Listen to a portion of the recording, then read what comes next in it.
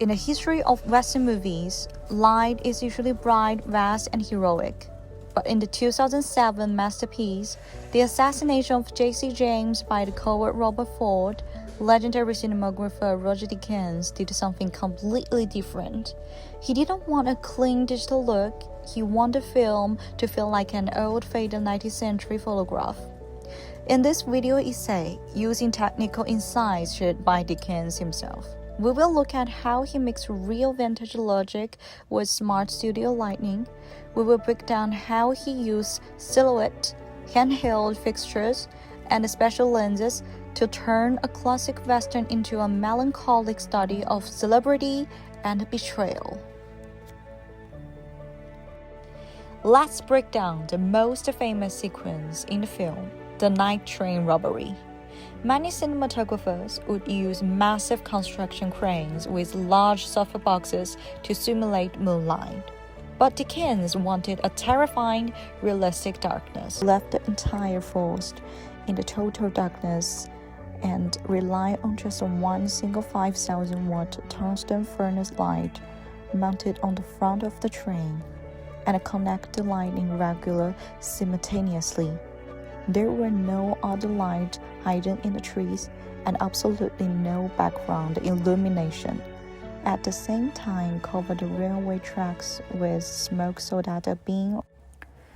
If you look at this lightning plot, the true genius isn't the size of the lamp, but how Deakins could manipulate it. If you just plot a 5K light to a train, the beam moves statically, making the shadows look artificial and dead.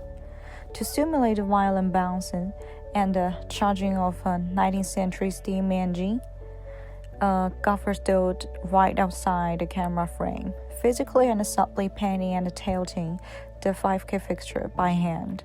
Because the light source itself was constantly moving, it forced the shadows of the tree branches to violent dance across the frames.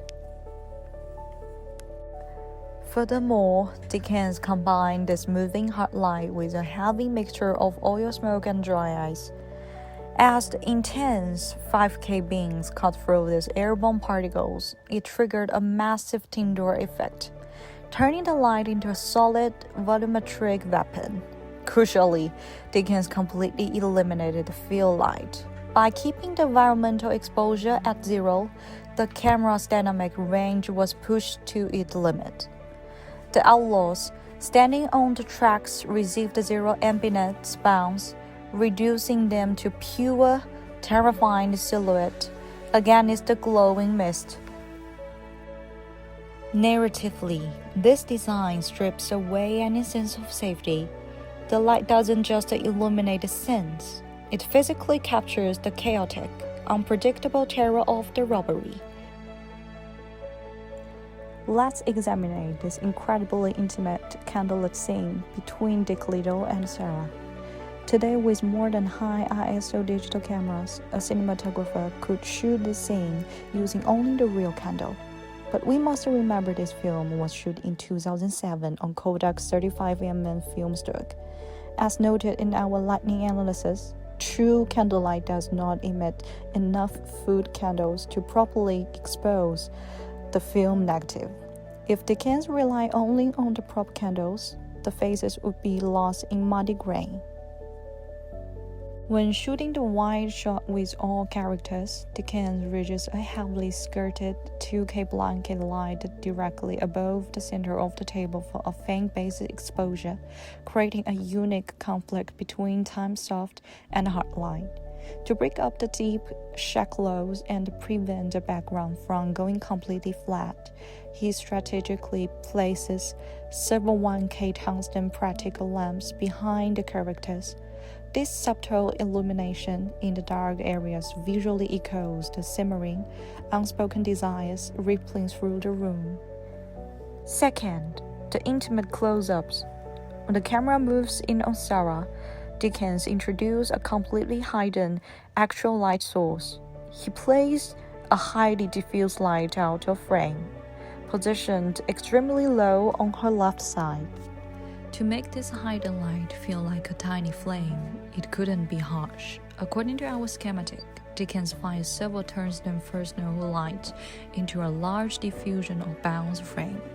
This turned a powerful movie light into a gentle glowing surface. Because the soft source was placed so low and close to the actors, the light warms around the shoreline flawlessly. It perfectly mimics the upward amber glow of a candle while providing the technical exposure the film emulsion desperately needed.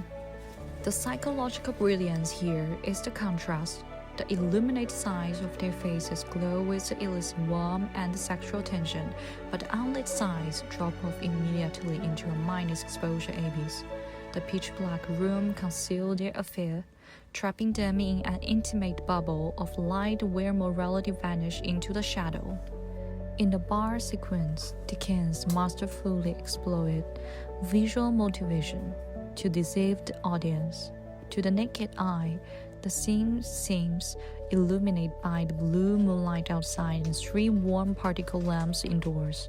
But in reality, these props don't provide enough exposure for the film negative. They are more optical illusions to justify the lightning logic. The true heavy lifting is done by powerful fixtures entirely concealed within the physical structures of the set. In this sequence, Roger Dickens used the room's windows as the ultimate visual motivation. To the audience, the entire room seems naturally illuminated by soft daylight pouring through the glass. But this is a completely optical illusion. Natural ambient light from outside is never stable or powerful enough to correctly expose the film and capture the characters' expressions with such precision. The true illumination comes from high-powered movie lights hidden inside and around the window frames. Dickens completely concealed his softer fixture behind the curtains and within the window recess, blasting them through heavy diffusion. By placing the gear right at the source of the perceived light, he makes the heavy hand of the studio completely invisible. This masterful concealment creates a flawless, organic warmth on the actor faces. By making the fixture within the window architecture itself, Dickens tricks the viewer's brain into believing no artificial lights were used at all, perfectly excusing his philosophy of invincible cinematographer. Ultimately, all this complex technical setup serve a single radical philosophy. Roger Dickens once said, "The greatest compliment I ever get is, 'Wow, your movie looks like it wasn't lit at all.' This is the ultimate goal of his naturalism." Dickens makes the heavy hand of the studio completely invisible. Great cinematographer doesn't scream for attention. It used the quiet physics of light and shadow to create an organic truth, providing that the most powerful light in cinema is the one the audience feels but never sees.